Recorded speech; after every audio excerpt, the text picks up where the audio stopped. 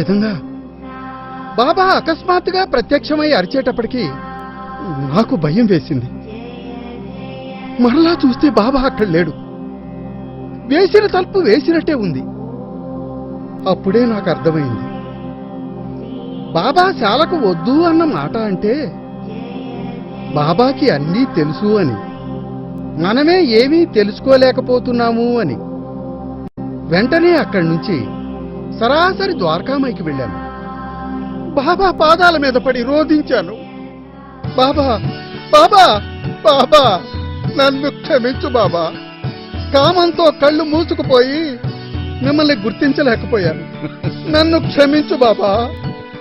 అజ్ఞానంలో ఉండి నేను చేసేది తప్పు అని గ్రహించలేకపోయాను. ఇంకొకసారి ఇటువంటి తప్పులు చేయను బాబా.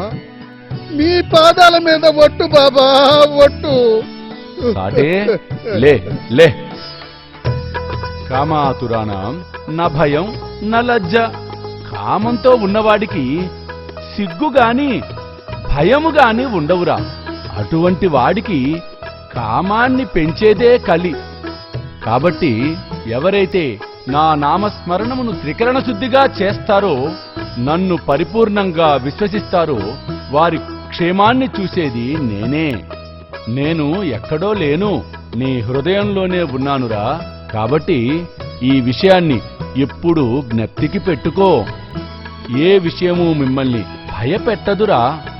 సబ్కా మాలిక్ ఏక్, అల్లా అచ్చా కరేగా.